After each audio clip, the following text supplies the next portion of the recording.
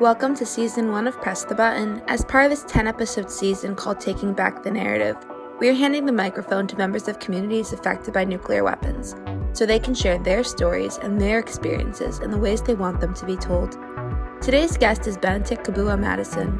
He is the Executive Director of the Marshallese Education Initiative, a nonprofit group based in Springdale, Arkansas.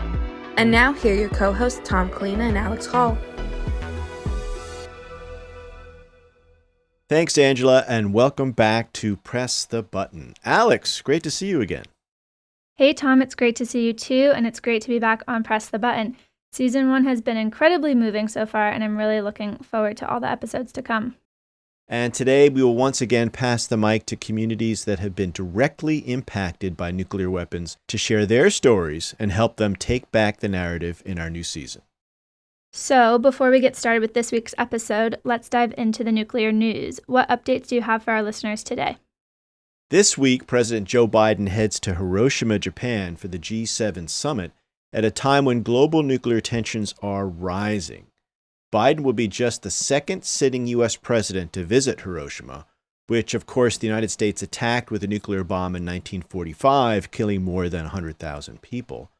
Barack Obama was the first sitting U.S. president to visit the city in 2016. Obama then said that, quote, death fell from the sky and the world was changed, unquote.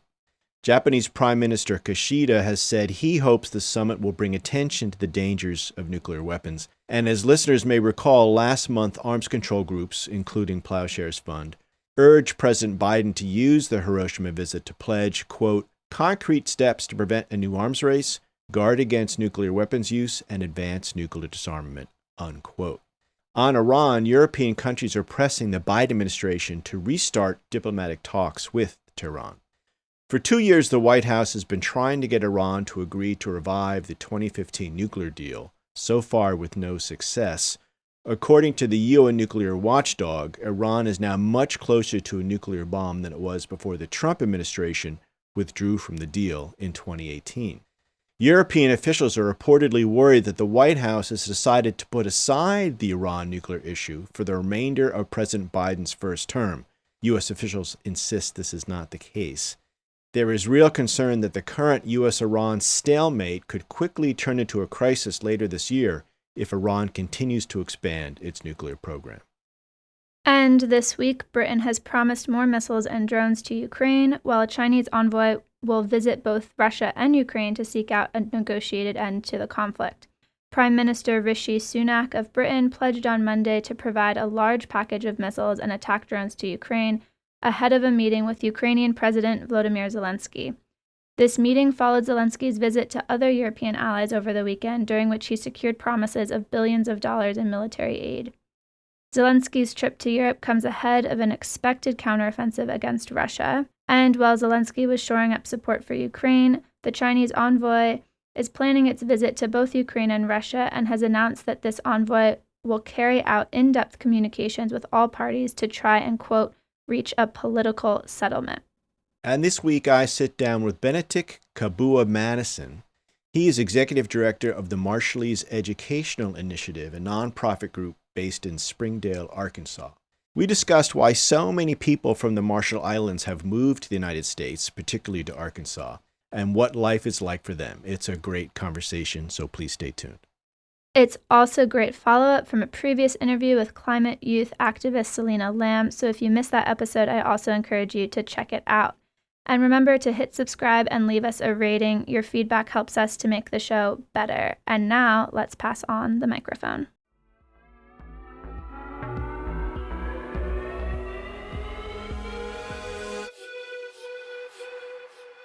The Marshall Islands are way out in the Pacific, not too far from Hawaii. But this is no tropical paradise. The islands are dealing with the combined consequences of U.S. nuclear testing in the past and climate change right now, as we discussed with Selena Lamb in episode 2. Many Marshallese people have moved to the continental United States to escape what has become of their former home. The Republic of the Marshall Islands, which includes Bikini Atoll, was administered by the United States until 1978. The islands then became independent and signed the Compact of Free Association with Washington in 1986. And under the compact, the United States provides economic assistance and defends the islands' territory. For its part, the Marshall Islands provides the United States with unlimited and exclusive access to its land and waterways, something that has taken on more urgency as the U.S. competition with China heats up. The compact agreement expires this year, and negotiations are currently underway. Marshallese people are leaving their homeland for many reasons: to find better jobs, to find better health care, to escape rising sea levels and radiation from past nuclear testing, or simply to join their families here in the United States. And today we look at Arkansas, where more than 15,000 Marshallese people live, the highest concentration in the United States. And our guest today is Benetick Kabua Maddison. He is the executive director of the Marshallese Education Initiative, a nonprofit group based in Springdale, Arkansas. Benetick, thank you for joining us today. Thank you, Tom. So please give us a sense of why so many Marshallese people are leaving their homes and why are they coming to Arkansas? Thank you, Tom. Generally speaking, the Marshallese people have close ties with the United States due to the nuclear legacy. The United States tested 67 nuclear weapons in the Marshall Islands from 1946 to 1958. And at the time, the U.S. administered the Marshall Islands under an agreement called the Trust Territory of the Pacific Islands. The U.S. was supposed to build infrastructure, so schools, hospitals, and ensure the well-being of the Marshallese people. However, they did not. And so today, the Marshallese people migrate to the U.S. for access to education, employment, healthcare, and to be with their families. And Arkansas has a lower cost of living than, let's say, Hawaii or the West Coast. And people began migrating to Arkansas in large numbers in the mid-1980s. Tyson Foods, which is headquartered here in Springdale, runs poultry processing plants and actively recruited Marshallese workers in the late 1990s because of our legal status under the Compact of Free Association. So that's why we are here. And was that kind of movement to the United States possible before we had the Compact of Free Association? And if you could, give us a little context or background more on the compact itself. Well, migration was possible, but difficult. So those who actually moved here before the original compact was signed in 1986, they did so as college students. There were a few Marshallese who applied for and received scholarships to study in the U.S. under the Trust Territory Administration. And it often took months to secure all of the correct paperwork. John Moody, who is the first Marshallese to migrate to Springdale, had been a student in Oklahoma before moving to Arkansas and getting a job at Tyson's. As far as the origins of the compact, while we were still under the trust territory, people wanted to be independent from the United States. And so our leaders wrote a constitution that was ratified or adopted on the 1st of May, 1979. That is our Independence Day. And so the compact was a way for us to have some autonomy. Not everyone wanted a compact because one of the things it did was limit litigation against the U.S. for nuclear damages due to the nuclear testing. The compact is a fairly complicated document, but basically the original compact encouraged Marshallese to migrate to the United States by loosening restrictions to do so. We do not need a visa to travel, but rather a I-94 card. The United States also provides funds for the RMI government and provides payments to landowners in Kwajalein Atoll. The United States continues to shoot missiles into the lagoon at Kwajalein from Vandenberg Base in California. So you mentioned Tyson's Food as a bit of a magnet or a reason why people might come to Arkansas in search of jobs. But give us a sense of what life is like for the Marshallese in the United States. In general, how are they doing? Well, most Marshallese here struggle. Only a few of our people have high level of education. and they end up in jobs that requires a few skills, like in the poultry plants.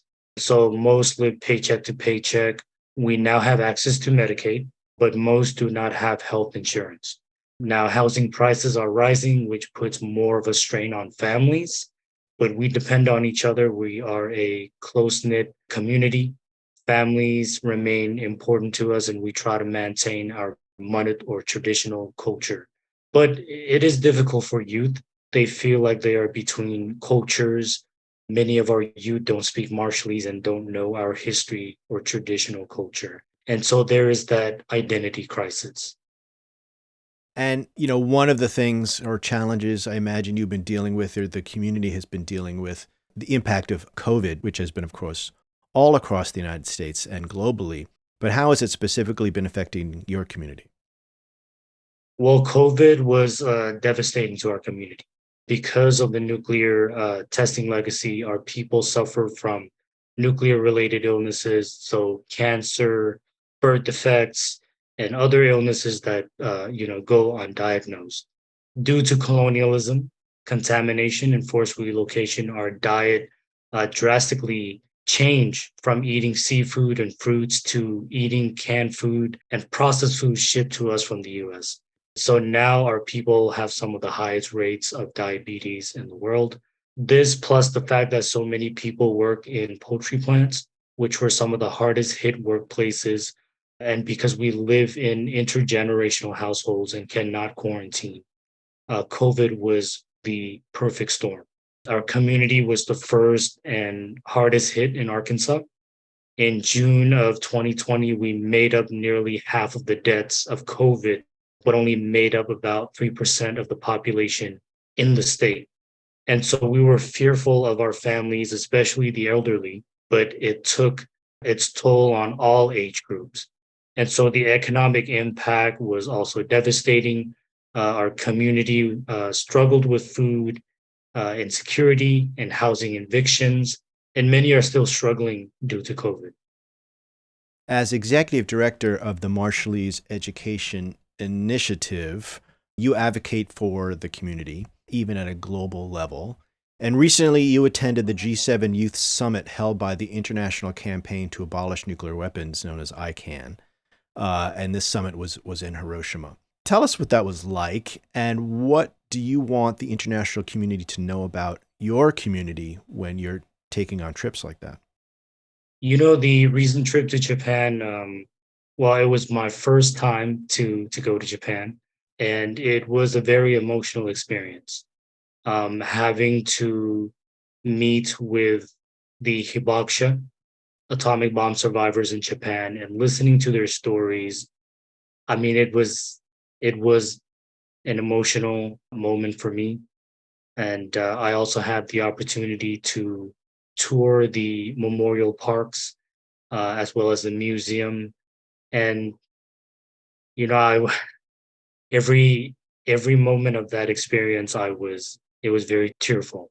It was hard given that coming from a nuclear affected community, you think about what happened to the people of Hiroshima as well as Nagasaki, and then also think back to what your people are going through right now with the ongoing consequences of nuclear testing on our health, our environment, as well as our culture.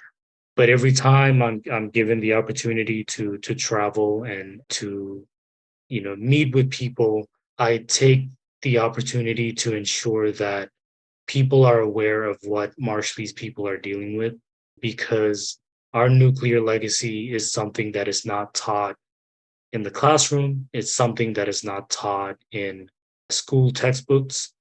And it is important that people know what happened and what is actually happening right now. Because in order for people to create a world without nuclear weapons, we need to share our stories. We need to have this people to people relation. Otherwise, we're not going to get to what we want, which is a nuclear free world. And so I always make sure that people are aware of what's happening. And did you have a particular message, or is there something you're particularly hoping that the G7 summit understands or includes in its communique? Was there a specific message you were trying to send to the G7 summit that takes place later this month? Honestly, in terms of the actual G7 summit that's going to happen later this month, I actually have no high expectations from them because we all know that the status quo is going to continue. But it is important that as civil society, we continue to pressure our governments to take actions and to actually work towards eliminating nuclear weapons. As long as nuclear weapons exist, we are not safe. Let's talk a little bit about the Compact for Free Association. We mentioned how this is under negotiation now between the United States and the Republic of the Marshall Islands. And you've mentioned it's a complex agreement, and I'm sure it is. How are those talks going? What are the most important aspects of it, and how does the agreement need to change? Honestly, Tom, it's unfortunate that we're not part of the compact discussions. However, the compact affects all Marshallese, regardless of where we are. And so our expectations is that the next compact be based on trust, accountability, and transparency, because these are things that we have yet to see. We did not see that under the current compact, and we did not see that under the original compact that was signed in 1986. And so I feel like personally, seeking the truth must be at the core of these negotiations. There are still a lot of information about the nuclear testing program that we don't know. In fact, I had the opportunity of going to Washington, D.C. a few years ago to look at documents that were given to the embassy, the Marshall Islands Embassy in D.C. And in many of those documents, they have been redacted. And so you actually do not fully understand the legacy because they've been redacted. And so the United States needs to first acknowledge and apologize for what they did to the Marshall Islands. And secondly, they need to release all of these documents that they continue to keep from us, including documents that have been redacted. And thirdly, there is no closure without full disclosure. And so we need to be seeking the truth as we go into these talks. And what is the process here? Does the compact, once it's approved, presumably both by the Republic of the Marshall Islands and the United States, does it need congressional approval? What's the pathway here to a final agreement? So yes, the compact does need congressional approval, especially if it has to do with the financial provisions of it or the economic package that is included under this treaty. And so the U.S. Congress has to approve it, as well as the Marshallese Parliament. In relation to getting congressional approval for the compact, I'm sure you've seen a recent New York Times story that describes how Bikini Atoll used and maybe abused its trust fund for, tens of millions of dollars, which is now almost empty. Give us your sense of this and how it might impact ongoing talks around the compact agreement. Yeah, so it's very disappointing that the Bikini local government, has been mismanaging the People's Trust Fund for Bikini Atoll. When I first saw the article, I was shocked that we went from $60 million to $100,000 in the trust. I hope that those who are responsible for this injustice be dealt with and investigated, because this was pretty much the lifeline of many Bikinians who depend on the trust fund. In fact, just recently, a few days ago, there was a protest outside of the Bikini Atoll local government office. And, these were people of all ages. And these are people who are demanding answers from the Bikini Atoll local government, answers that have yet to be provided to the people. But it is my hope that those responsible be investigated and be dealt with, and that I hope that this will not impact compact negotiation talks, because even with $60 million, that is not adequate to deal with the ongoing consequences of nuclear testing that the Marshallese people and the Bikinian people are dealing with. And where can listeners learn more about these important issues? Yeah, so, folks can visit our website at mei.ngo. There are links there to follow us on Facebook and Instagram as well. And we also have a blog on our website. Yeah, so I've actually written an op-ed that's going to be published in the Marshall Islands Journal. And the focus of the op-ed is, of course, on the Compact of Free Association, the nuclear legacy, but most importantly, the compensation in regards to the nuclear legacy. Benetick, thank you so much and best of luck in all of your important work. Thank you very much, Tom. Thanks for listening to Press the Button. This podcast is produced and edited in Washington, D.C. by Alex Hall, Angela Kellett, and Loan Billett, and in San Francisco by Charles Crosby. Audio engineering by Jacqueline Shing. Our theme song is Black Nymph by Peridot. To continue the dialogue and support our work, visit plowshares.org.